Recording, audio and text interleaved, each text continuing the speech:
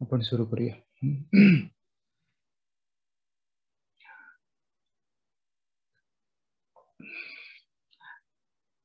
कालच्या ऑफलाईन लेक्चरमध्ये आपण सार्वजनिक खर्च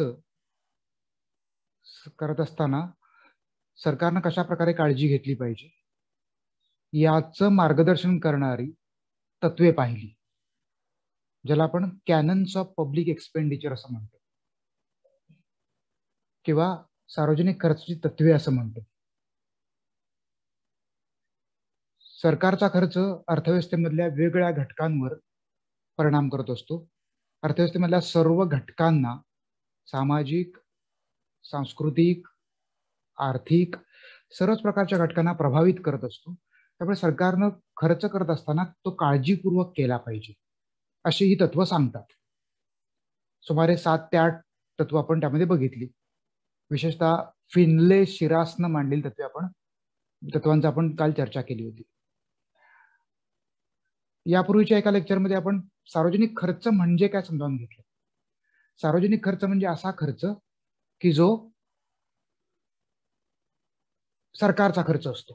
सरकारचे जे वेगवेगळ्या लेयर्स आहेत, सरकारच्या वेगवेगळ्या पातळ्या आहेत, त्या वेगळ्या पातळ्यांवर सरकारच्या माध्यमातून समाजाच्या हितासाठी होणारा खर्च म्हणजे सार्वजनिक खर्च असं म्हणता येतं. आजच्या आपल्या या लेक्चरमध्ये आपल्याला या सार्वजनिक खर्चाचे वेगवेगळे प्रकार समजावून घ्यायचे. सार्वजनिक खर्च ही संकल्पना अधिक स्पष्ट करण्यासाठी सार्वजनिक खर्चाचे वेगळे प्रकार समजावून घेणं नक्कीच फायदेशीर राहील, की ज्यामुळे आपल्याला सार्वजनिक खर्च ही संकल्पना समजायला मदत होऊ शकेल. ओके. सार्वजनिक खर्च तुम्हाला स्क्रीन दिसतोय ना? सार्वजनिक खर्च ही संकल्पना आपण यापूर्वी पाहिले. ओके. आपण आता सार्वजनिक खर्चाचं वर्गीकरण समजावून घेणार आहोत, की ज्या माध्यमातून आपल्याला सार्वजनिक खर्चाचे वेगळे प्रकार देखील समजून येतील. ओके. सार्वजनिक खर्चाचं जे वेगळ्या पातळ्यांवर वर्गीकरण केलं जातं त्यामध्ये पहिलं वर्गीकरण फंक्शनल क्लासिफिकेशन किंवा कार्यात्मक स्वरूपाचं वर्गीकरण या अंगानं सार्वजनिक खर्चाचं वर्गीकरण केलं जातं. तो प्रकार आपण समजावून घेऊया. सार्वजनिक खर्च कोणकोणत्या कामांवर केला जातो सरकारकडून, त्या अर्थानं फंक्शनल क्लासिफिकेशन केलं जातं. ओके. इथे आपण आता क्लासिफिकेशन ऑफ पब्लिक एक्सपेंडिचर समजावून घेत आहोत, म्हणजेच सार्वजनिक खर्चाचे प्रकार समजावून घेत आहोत, हे लक्षात घ्या. Okay. Classification of public expenditure किंवा सार्वजनिक खर्चाचं वर्गीकरण, या वर्गीकरणातूनच आपल्याला सार्वजनिक खर्चाचे प्रकार लक्षात येतील. तर पहिलं वर्गीकरण आपण जे समजावून घेतो आहोत, की आपण जे विचारात घेतो ते आहे फंक्शनल क्लासिफिकेशन, कार्यात्मक स्वरूपाचं वर्गीकरण, की ज्याच्यामध्ये एकच मिनिट.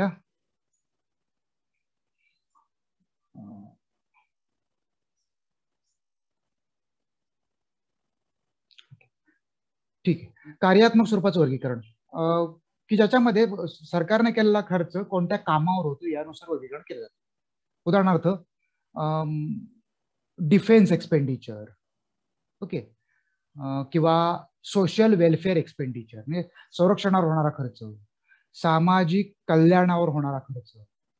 ओके. त्यानंतर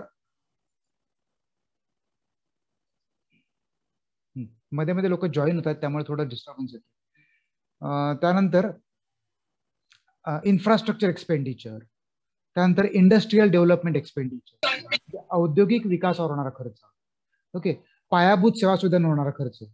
या प्रकारे सार्वजनिक खर्चाचं वर्गीकरण जे केलं जातं त्याला फंक्शनल क्लासिफिकेशन, कार्यात्मक वर्गीकरण असं म्हणतात. ओके. दुसरं वर्गीकरण revenue and capital expenditure. Okay. Revenue expenditure म्हणजे एकच मिनिट मी जरा पॉज करतो.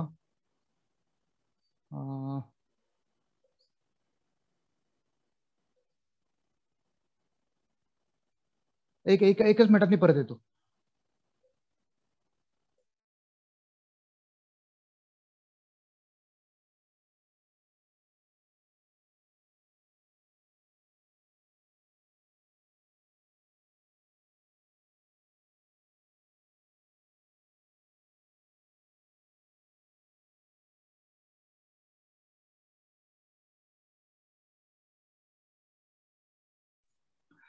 सॉरी सॉरी मध्येच मी थोडं हा तर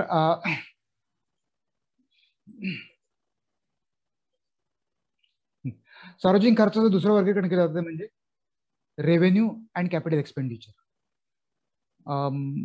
महसुली खर्च आणि भांडवली खर्च. ओके, सरकारचा जो खर्च अर्थव्यवस्थेमध्ये भांडवल निर्मिती करतो, ओके, त्याला भांडवली खर्च असं म्हणतात, कॅपिटल एक्सपेंडिचर असं म्हणतात. ओके, भांडवल निर्मिती म्हणजे कोणत्या अर्थानं? ज्यातून सोशल ओव्हरहेड्स निर्माण होतात, ज्यातून सामाजिक स्वरूपाचं भांडवल निर्माण होतं. उदाहरणार्थ रस्त्यावर होणारा खर्च, बरोबर ना, किंवा वेगळ्या प्रकारच्या धरणांवर होणारा खर्च, मल्टीपर्पज डॅम्स, इरिगेशन प्रोजेक्ट, पाणी पुरवठ्याचे प्रकल्प, किंवा सरकारच्या वेगळ्या प्रकल्पांसाठी मशिनरी खरेदी करणं किंवा साधनं खरेदी करणं, हा सगळा खर्च जो आहे, ह्या सगळ्या खर्चाला कॅपिटल एक्सपेंडिचर असं म्हणतात. ओके, कॅपिटल एक्सपेंडिचरचं महत्वाचं वैशिष्ट्य हे असतं की कॅपिटल एक्सपेंडिचर हा नॉन रिकरिंग असतो, तो पुन्हा पुन्हा करावा लागत नाही, तोच खर्च पुन्हा पुन्हा करावा लागत नाही. ओके, एकदा केला की तो पुरतो, म्हणजे एकदा केल्यानंतर त्याच घटकावर पुन्हा करण्याची गरज नाही किंवा लगेच करण्याची गरज नाही. ओके, पण काय होतं, काही वेळेला आपण रस्त्यांवर वगैरे रिपेअरसाठी खर्च करत असतो. ओके, परंतु रस्ते बांधण्यासाठी म्हणून त्याच रस्त्यावर पुन्हा खर्च लगेच करण्याची गरज राहत नाही. ओके, त्यामुळे नॉन रिकरिंग एक्सपेंडिचर, पुन्हा पुन्हा न करायला लागणारा खर्च, हे कॅपिटल एक्सपेंडिचरचं एक महत्वाचं वैशिष्ट्य आहे. दुसरं महत्वाचं वैशिष्ट्य म्हणजे हा खर्च अर्थव्यवस्थेची उत्पादकता वाढण्यास उपयोगी पडतो. ओके, हे दुसरं एक वैशिष्ट्य आहे. ओके, या खर्चामधून अर्थव्यवस्थेची उत्पादन क्षमता वाढते. ओके, त्यामुळे कॅपिटल एक्सपेंडिचरचे दोन वैशिष्ट्य सांगता येतात. एक म्हणजे यातून उत्पादकता वाढते आणि दुसरा हा खर्च पुन्हा पुन्हा करावा लागतो. या उलट महसुली खर्च म्हणजे काय, रेव्हेन्यू एक्सपेंडिचर म्हणजे काय, हा असा खर्च आहे की जो पुन्हा पुन्हा सरकारला करावा लागतो, सातत्यानं करावा लागतो. उदाहरणार्थ ऍडमिनिस्ट्रेशनचा होणारा खर्च, सरकारची व्यवस्था चालवण्यासाठी जो खर्च होतो, उदाहरणार्थ सरकारच्या नोकरदारांचा पगार, हा खर्च सरकारला पुन्हा पुन्हा दर महिन्याला करावा लागतो. डिफेन्स एक्सपेंडिचर किंवा डिफेन्स फोर्सेसवर होणारा एक्सपेंडिचर, म्हणजे संरक्षणाचं दल जे आहे त्या दलावर होणारा खर्च पुन्हा पुन्हा करावा लागतो. पब्लिक हेल्थवर होणारा खर्च, सार्वजनिक आरोग्यावर होणारा खर्च पुन्हा पुन्हा करावा लागतो. आता सार्वजनिक आरोग्याच्या इमारती बांधण्यासाठी होणारा खर्च हा कॅपिटल एक्सपेंडिचर आहे, पण सार्वजनिक आरोग्याची यंत्रणा चालवण्यासाठी होणारा खर्च हा रेव्हेन्यू एक्सपेंडिचर आहे. किंवा शिक्षणावर होणारा खर्च, शिक्षणासाठी इमारती बांधणं, प्रयोगशाळा बांधणं हा कॅपिटल एक्सपेंडिचर आहे, पण शिक्षकांच्या पगारावर होणारा खर्च किंवा विद्यार्थ्यांच्या परीक्षांवर आणि तत्सम स्वरूपाच्या विद्यार्थ्यांना शिक्षण देण्यासाठी अनुदानावर होणारा खर्च, हा सगळा रेव्हेन्यू एक्सपेंडिचर आहे. ओके, महसुली खर्च आहे. Okay, maintenance of government machinery, गव्हर्नमेंटची सगळी व्यवस्थेचा मेंटेनन्स असतो त्याच्यावर होणारा खर्च, हा सगळा रेव्हेन्यू एक्सपेंडिचर आहे. ओके, त्यामुळे रेव्हेन्यू एक्सपेंडिचर किंवा मराठीमध्ये त्याला आपण महसुली खर्च असं म्हणतो, हा महसुली खर्च म्हणजे असा खर्च की जो पुन्हा पुन्हा करावा लागतो. ओके, आणि त्यातून अर्थव्यवस्थेची उत्पादन क्षमता वाढण्यास मोठ्या प्रमाणात मदत होते असं म्हणता येत नाही. ओके, अर्थव्यवस्थेच्या उत्पादन क्षमता टिकवून ठेवण्यासाठी हा खर्च आवश्यक असतो. ओके, परंतु जसा कॅपिटल एक्सपेंडिचर किंवा भांडवली खर्च जसा उत्पादन क्षमता वाढण्यास मदत करतो, तसा खर्च फारसा मदत करत नाही. ओके, तिसरं classification, transfer and non transfer expenditure. Okay, हस्तांतरित खर्च आणि अहस्तांतरणीय खर्च. ओके, पहिलं वर्गीकरण आपण काय बघितलंय, कार्यात्मक स्वरूपाचं वर्गीकरण, याच्यामध्ये आपण डिफेन्स, सोशल वेलफेअर असे एक्सपेंडिचर बघितले. त्यानंतर महसुली खर्च, भांडवली खर्च. आता तिसरं वर्गीकरण हस्तांतरणीय खर्च आणि अहस्तांतरणीय खर्च. ओके, हस्तांतरणीय खर्च म्हणजे काय, हे वर्गीकरण AC पिगू या कल्याणवादी अर्थशास्त्रज्ञाने केले, ब्रिटिश अर्थशास्त्रज्ञाने केले. ओके, AC पिगू हा सार्वजनिक खर्चाचं वर्गीकरण हस्तांतरणी म्हणजे ट्रान्सफर एक्सपेंडिचर आणि अहस्तांतरणी म्हणजे नॉन ट्रान्सफर एक्सपेंडिचर असं करतो. ओके, ट्रान्सफर एक्सपेंडिचर म्हणजे काय, तर हस्तांतरणीय खर्च हा असा खर्च असतो की ज्याच्या बदल्यात सरकारला काही मिळत नाही. There is no corresponding returns to the government. हा असा खर्च असतो की ज्या खर्चामध्ये त्याच्या मोबदल्यामध्ये सरकारला फारसं काही मिळत नाही. ओके. उदाहरणार्थ या खर्चामध्ये नॅशनल ओल्ड पेन्शन, ओके, वृद्धांना दिली जाणारी पेन्शन, ओके, यासारखा खर्च येईल. त्यानंतर पूर्वी सरकारने घेतलेल्या कर्जावरच्या व्याजाची देणी, लोकांना दिलेली अनुदानं, बेरोजगारांना दिलेला भत्ता, ओके, वेलफेअर बेनिफिट्स, वेगवेगळ्या प्रकारच्या समाजामधल्या कमकुवत वर्गासाठी केलेल्या कल्याणकारी योजनांवर होणारा खर्च, हा सगळा कसा खर्च आहे? ट्रान्सफर एक्सपेंडिचर आहे, की ज्याच्या बदल्यात सरकारला काही मिळत नाही. हा हस्तांतरणीय खर्च आहे. आणि अहस्तांतरणीय खर्च म्हणजे काय? असा सगळा खर्च की ज्याच्या मोबदल्यात सरकारला म्हणण्यापेक्षा व्यवस्थेमध्ये काही ना काही भर पडते, व्यवस्थेला काही ना काही मिळतं. उदाहरणार्थ पायाभूत सेवा सुविधांवर होणारा खर्च, सगळा कॅपिटल एक्सपेंडिचर हा नॉन ट्रान्सफर एक्सपेंडिचर आहे असं म्हणता येतं. सगळा भांडवली खर्च जो आपण वरती जी महसुली भांडवली असं जो आपण वर्गीकरण बघितलं, त्याच्यामधला भांडवली खर्च हा सगळा नॉन ट्रान्सफर एक्सपेंडिचर असं म्हणता येईल. अहस्तांतरणीय खर्च असं म्हणता येईल. अहस्तांतरणीय खर्च म्हणजे असा खर्च की तो खर्च केल्यानंतर त्याच्या मोबदल्यात व्यवस्थेला, अर्थव्यवस्थेला आणि सरकारला काही ना काही मिळतं.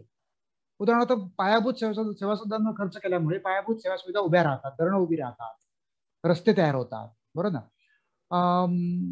किंवा शिक्षणावर खर्च केल्यामुळे, आरोग्यावर खर्च केल्यामुळे त्याच्या मोबदल्यात लोकांचं आरोग्य चांगलं होतं,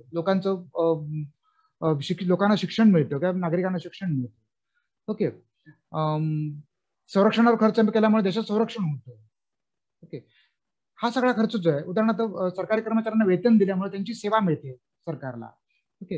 हा सगळा जो खर्च आहे, हा सगळ्या खर्चाला अहस्तांतरणीय खर्च असं म्हणतात. ओके. हे तिसरं वर्गीकरण. चौथं वर्गीकरण प्रोडक्टिव्ह अँड अनप्रोडक्टिव्ह एक्सपेंडिचर. उत्पादक स्वरूपाचा खर्च आणि अनुत्पादक स्वरूपाचा खर्च. ओके. अर्थव्यवस्थेमध्ये सरकारने केलेल्या खर्चातून सरकारच्या अर्थव्यवस्थेमध्ये कशा प्रकारे उत्पादन क्षमतांमध्ये भर पडते यानुसार उत्पादक खर्च आणि अनुत्पादक खर्च असं सरकारी खर्चाचं किंवा सार्वजनिक खर्चाचं वर्गीकरण करतात. सरकारने केलेल्या खर्चाचं वर्गीकरण करतात. ओके. उत्पादक खर्च किंवा प्रोडक्टिव्ह एक्सपेंडिचर हा असा खर्च आहे की जो खर्च केल्यामुळे सरकारच्या किंवा अर्थव्यवस्थेच्या उत्पादन प्रोडक्टिव्ह कॅपॅसिटीमध्ये, अर्थव्यवस्थेच्या उत्पादन क्षमतेमध्ये चांगली भर पडते किंवा भर पडते. ओके. असा खर्च म्हणजे उत्पादक स्वरूपाचा खर्च. ओके. उदाहरणार्थ यापूर्वी आपण उल्लेख केलेला भांडवली खर्च हा सगळा उत्पादक स्वरूपाचा खर्च आहे असं म्हणता येईल, कारण त्यातून अर्थव्यवस्थेच्या उत्पादन क्षमतामध्ये भर पडते. रस्ते बांधल्यामुळे, रस्ते बांधण्यावर होणारा खर्च, धरणं बांधण्यावर होणारा खर्च हा सगळा भांडवली खर्च आहे, बरोबर ना. या सगळ्या खर्च केल्यामुळे अर्थव्यवस्थेच्या उत्पादन क्षमतामध्ये भर पडते, त्यामुळे तो उत्पादक स्वरूपाचा खर्च सुद्धा आहे. ओके. त्याचबरोबर तो यापूर्वी बघितल्याप्रमाणे तो नॉन ट्रान्सफर अहस्तांतरणीय खर्च सुद्धा आहे. ओके. आता अनुत्पादक स्वरूपाचा खर्च म्हणजे काय? की जो खर्च केल्यामुळे सरकारचा जो खर्च हा सामान्यतः उपभोग खर्च आहे. ओके. जसं व्यक्तींचा खर्च उपभोग खर्च असतो. ओके. ज्यातून त्या कुटुंबासाठी कुठल्या प्रकारचं भांडवल निर्मिती, कुठल्या प्रकारची नवीन भांडवल सदृश्य वस्तू कुटुंबामध्ये येत नाही. तर सरकारचा जो कन्झम्पशन एक्सपेंडिचर आहे, उपभोग खर्च आहे, त्याला अनप्रोडक्टिव्ह एक्सपेंडिचर, अनुत्पादक खर्च असं म्हणतात. उदाहरणार्थ संरक्षणावर होणारा खर्च. ओके. सरकारनं पूर्वी घेतलेल्या व्याजांची देणी देण्यावर होणारा खर्च. ओके. देशांतर्गत कायदा आणि सुव्यवस्था राखण्यासाठी सरकारला येणारा खर्च. त्यानंतर पब्लिक ऍडमिनिस्ट्रेशन, सरकारच्या एकंदरीत व्यवस्थेवर येणारा खर्च. ओके. या सगळ्या खर्चामधून कुठल्याही प्रकारची प्रोडक्टिव्ह ऍसेट तयार होत नाही, कुठल्याही प्रकारचा उत्पादक स्वरूपाचा ऍसेट तयार होत नाही, मालमत्ता तयार होत नाही. ओके. त्यामुळे अशा खर्चाला अनप्रोडक्टिव्ह खर्च, अनुत्पादक खर्च असं म्हणतात. ओके. त्यानंतरचं वर्गीकरण आपल्याला डेव्हलपमेंट आणि नॉन डेव्हलपमेंट एक्सपेंडिचर असं करता येईल, हे केलं जातं. आधुनिक अर्थशास्त्रज्ञ जे आहेत ते अर्थशास्त्रज्ञ सरकारच्या खर्चाचं वर्गीकरण विकासावरील खर्च म्हणजे डेव्हलपमेंट एक्सपेंडिचर आणि विकासेतर खर्च म्हणजे नॉन डेव्हलपमेंट एक्सपेंडिचर असं करतात. ओके. आधुनिक अर्थशास्त्रज्ञ सार्वजनिक खर्चाचं वर्गीकरण विकासावरील खर्च आणि विकासेतर खर्च असणार. विकासावरील खर्च म्हणजे काय? अर्थव्यवस्थेमधील जो खर्च विकास, अर्थव्यवस्थेमधली आर्थिक वृद्धी आणि आर्थिक विकास यांना प्रमोट करतो, प्रोत्साहित करतो, तो खर्च म्हणजे विकासावरील खर्च. ओके. सामान्यतः जे सगळे उत्पादक स्वरूपाचे खर्च आहेत आपण वर बघितलेले ते सगळे विकासावरील खर्च आहेत. ओके. सामान्यतः सर्व उत्पादक स्वरूपाचे खर्च जे आहेत ते विकासावरील खर्च आहेत. ओके. आणि यावर नॉन डेव्हलपमेंट एक्सपेंडिचर म्हणजे काय? हा पूर्णतः अनुत्पादक स्वरूपाचा खर्च आहे. ओके. की ज्याच्या बदल्यात अर्थव्यवस्थेमध्ये कुठल्याही प्रकारची उत्पादन क्षमता वाढण्यास मदत होत नाही. तर कुठलाही प्रकार किंवा अर्थव्यवस्थेमधली आर्थिक वृद्धी आणि विकास वाढण्यास कुठल्याही प्रकारे मदत मिळत नाही. ओके. सगळी ट्रान्सफर पेमेंट ही विकासेतर खर्च असं म्हणता येईल. ओके. त्यानंतर सगळा अनप्रोडक्टिव्ह एक्सपेंडिचर, बऱ्याच अंशी अनप्रोडक्टिव्ह एक्सपेंडिचर हा नॉन डेव्हलपमेंट एक्सपेंडिचर असतो. ओके. विकासेतर खर्च असतो. ओके. तर सरकारच्या खर्च वर्गीकरण अशा प्रकारे विकासावरील खर्च आणि विकासेतर खर्च असं देखील केलं जातं. ओके. त्यानंतर सरकारच्या खर्च वर्गीकरण ग्रँट्स आणि परचेस प्राइस असं सुद्धा केलं जातं. ओके. ग्रँट्स म्हणजे अनुदाने आणि खरेदी किंमत असं सुद्धा वर्गीकरण केलं जातं. प्रामुख्याने हे वर्गीकरण एच डाल्टन या अर्थशास्त्रज्ञाने केले. ओके. एच डाल्टन यांनी सरकारच्या खर्चाचं वर्गीकरण अनुदाने आणि परचेस प्राइस, खरेदी किंमत अशा प्रकारे केले. अनुदाने म्हणजे काय? अनुदाने म्हणजे अशा प्रकारचे सरकारने केलेला खर्च की जो विदाउट क्विड प्रो क्यू असतो. म्हणजे काय? की ज्याच्या मोबदल्यात सरकारला काहीही उपलब्ध होत नाही असा खर्च. ओके. उदाहरणार्थ सगळी ट्रान्सफर पेमेंट्स आर ग्रँट्स. बहुतांशी ट्रान्सफर पेमेंट्स हे ग्रँट्स आहेत, अनुदान आहेत. ओके. उदाहरणार्थ ओल्ड एज पेन्शन. ओके. त्यानंतर किंवा वयस्कर लोकांना दिली जाणारी, ज्येष्ठ नागरिकांना दिली जाणारे निवृत्ती वेतन, किंवा बेकार लोकांना दिला जाणारा भत्ता, किंवा वेगळ्या प्रकारच्या सबसिडी दिल्या जाणाऱ्या, त्यानंतर सामाजिक स्वरूपाच्या विम्यावर होणारा खर्च, सोशल इन्शुरन्सवर होणारा खर्च. ओके. ह्या सगळ्या ग्रँट्स आहेत, अनुदान आहेत किंवा ट्रान्सफर एक्सपेंडिचर. यापूर्वी आपण बघितलेला हस्तांतरित खर्च आहे. ओके. डाल्टनने याचं वर्गीकरण आणखी परचेस किमती असं केलं, किंवा परचेस प्राइस, खरेदी किमती असं केलं. ओके. परचेस प्राइजेस किंवा खरेदी किमती हा सरकारचा असा खर्च आहे की ज्याच्या बदल्यात सरकारला वस्तू आणि सेवा उपलब्ध होतात. सरकारनं हा खर्च केल्यानंतर सरकारला त्याच्या मोबदल्यामध्ये वस्तू आणि सेवा उपलब्ध होतात. उदाहरणार्थ सरकारी कर्मचाऱ्यांचं वेतन, त्याच्या बदल्यात सरकारला त्या कर्मचाऱ्यांकडून सेवा मिळते. ओके. किंवा सरकारनं खर्च केलेला काही प्रकारचा उपभोग खर्च आणि काही प्रकार आणि संपूर्ण कॅपिटल एक्सपेंडिचर, भांडवली वस्तूंवर केलेला खर्च. ओके.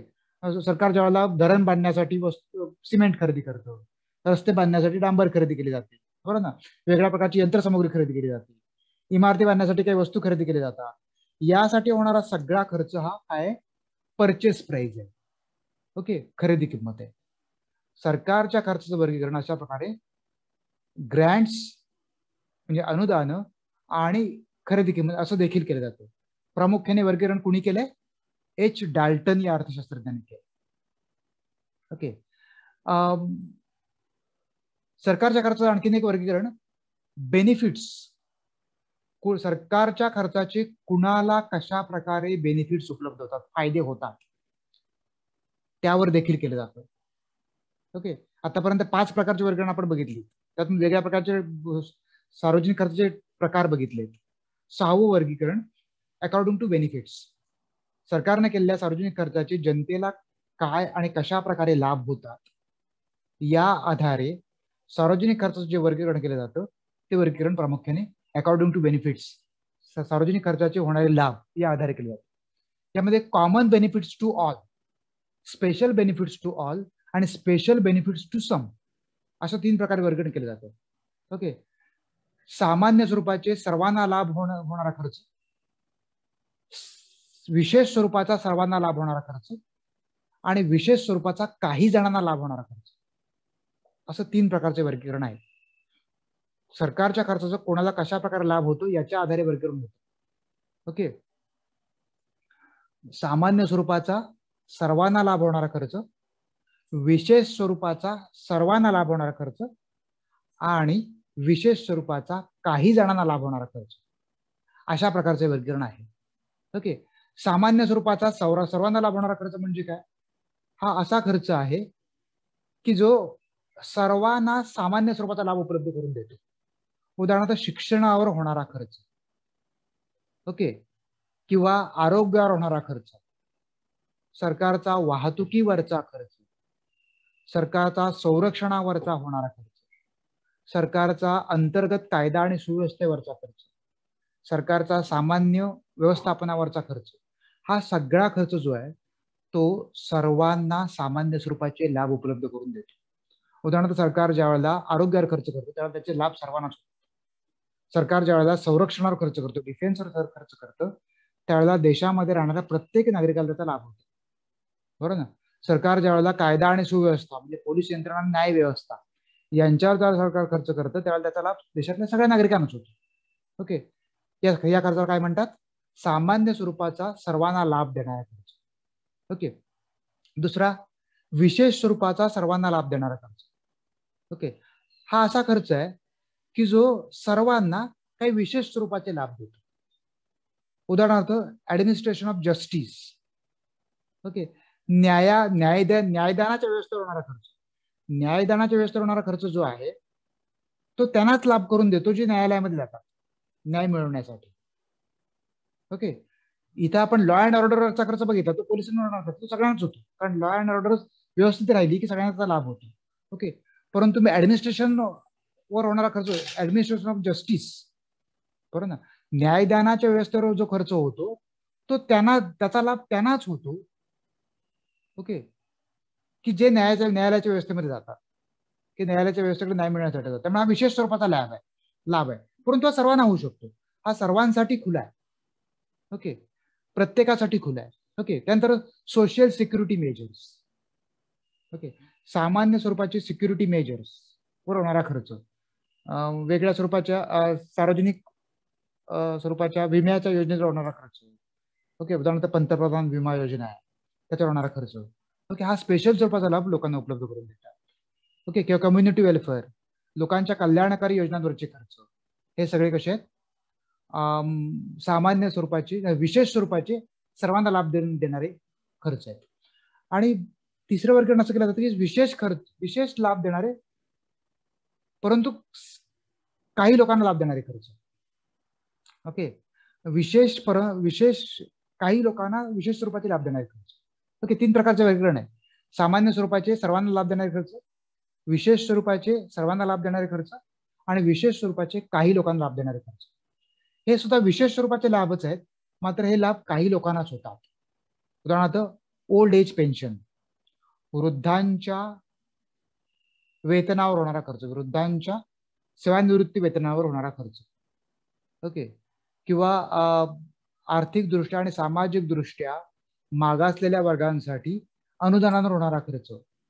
ओके. हा विशेष स्वरूपाचा लाभ आहे, परंतु विशिष्ट लोकांनाच होतो.